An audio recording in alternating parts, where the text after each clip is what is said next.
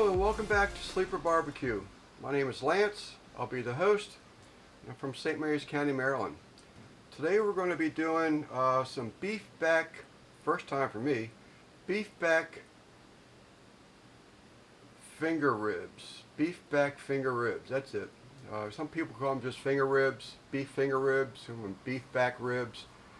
But they're beef back, it's a rack of ribs that's been scored from the prime rib, rib eye, I guess, area. But they're just the rib, and you're really cooking for the meat that's in between the bones. It's supposed to be extremely tender meat. We're going to see. I'm not getting real crazy with any type of sauces or anything. I'm just basically using SPG, salt, pepper, garlic. For the most part. I might try something else. I've got a seasoning up here I haven't tried for a while, but it's basically a steak seasoning. We're going to be using the Smoke Daddy's 2300 Pellet Pro today. I have hickory pellets in the smoker, and I have on this pellet cabinet smoker I have what they call the heavy D attachment. Heavy D attachment is basically a metal U-shaped with square boxes on each side with lids on four ends, where you can actually feed chunks of wood into these metal chambers, and the heat from the pellet burn pot will ignite this chunk of wood. It's recommended that you use bigger pieces of wood. Don't throw handfuls of wood shavings in there, because they're liable to ignite to the point where they actually flame. When I say ignite, the stick of wood that I have in there, it's about 7 inches long by, I don't know, maybe 3 inches square. It will burn it, but it's not going to get it hot to the point where it's going to ignite on fire. So obviously if that happens, your temperature spike. So we'll bring it back here shortly. Alright, so let's get these things going here. A shameless plug. It's my little sister and brother-in-law, and I don't know if you can really see it right now because it's so light. They're etching these mirrors. And I might get a better picture of it later, but right now I need to get these ribs on the smoker. But they're etching mirrors and making signs and all. They bought this laser machine, and I just picked it up this morning. It's pretty cool. I like it. They make the boxes and everything for the mirror to set into, and it's got LED lights in the back that you can change colors. You can make the light strobe. You can do everything. So they're pretty neat. When I saw the logo on the mirror, I was like, wow, I couldn't believe how well it turned out. It's very detailed. I'm very happy with it. But like I said, I'll get a picture of it later if I can. With it being a mirror, I'm not too sure how that's going to work. But back to the ribs. So here we are with the ribs. One of the things that I've been told is that with these ribs, there will be a lot of shiners. Shiners are where the bone is actually exposed when they remove the meat from the bones. So I'm not really going to do a whole lot of trimming. I see a couple of pieces that I'm probably going to worry about. Otherwise, I'm not really worried about it.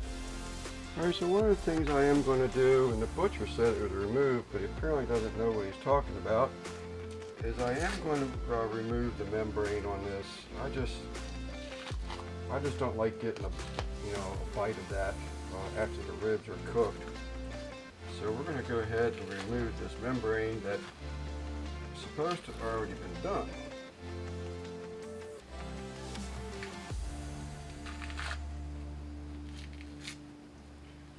This is probably the easiest way to do it, removing a membrane, is by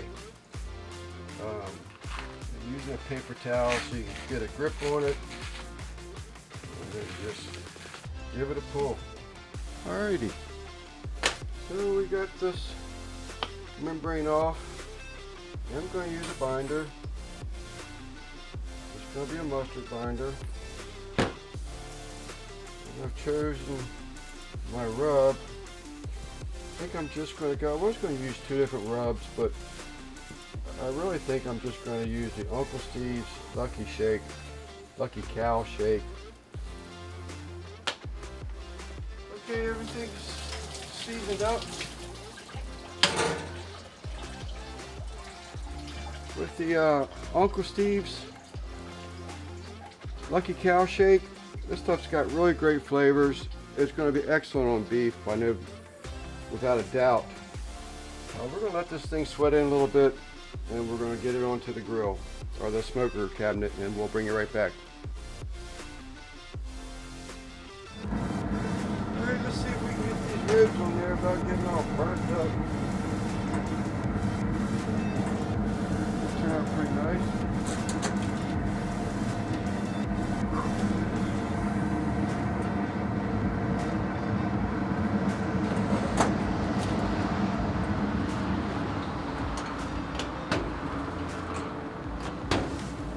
One of the features about this Smoke Daddy Pellet Pro is that it has a convection fan up here on the top where it circulates the heat inside, cooks everything a little bit faster. Sorry about the vehicle noise. Cooks everything a little bit faster, and sort of balances out the heat inside the cabinet. Is the best way to probably explain it, but that's a nice little feature. This is a nice smoker. All right, let's see if we can get this thing timed perfectly. My neighbor's out there cutting his grass. It's been about an hour and 10 minutes.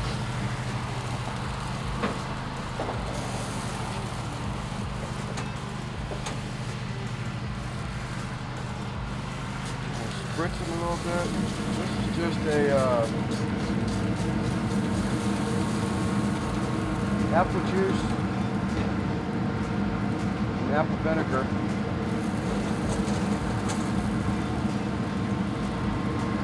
Too bad. I was worried. I think I was going to see some more of these shiners on this rack. Alright, let's see if we can't get them another look at. I did decide to leave them on. They just weren't probing quite as tender as I'd like to see them. So we left them on. I have spritzed them one more time since. Still a little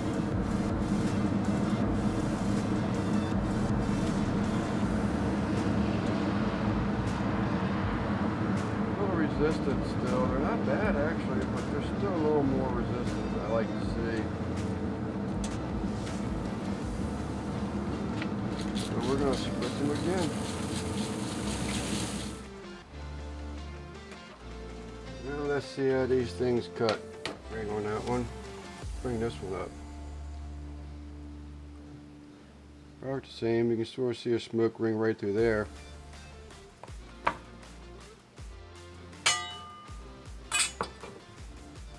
Excuse me. Great flavor. This Uncle Steve's Lucky Shake really had a great taste to it. They're not quite as tender as I like to see them, but they're not hateful at all. Okay, welcome back. Let's do our recap. Hopefully you stayed to the end of the video and you enjoyed the video. It was the beef back finger ribs, seasoned only with Uncle Steve's Lucky Cow Shake. It was the first time I ever done these beef ribs. They had great taste.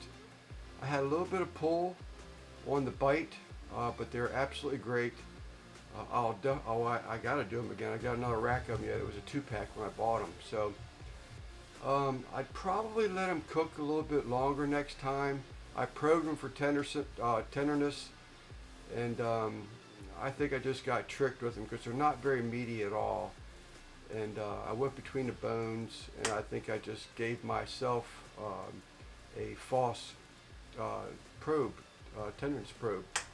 But we learned from our mistakes, and like I said, we'll do them again. So next time we'll let them go, you know, longer than 4 hours. I cooked them at 270,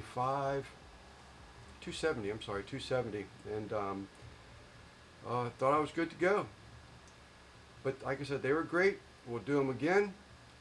Thank you for watching Sleeper Barbecue. We hope you like and subscribe the channel. Like by giving it a thumbs up. And we'll see you next time. Thank you for watching.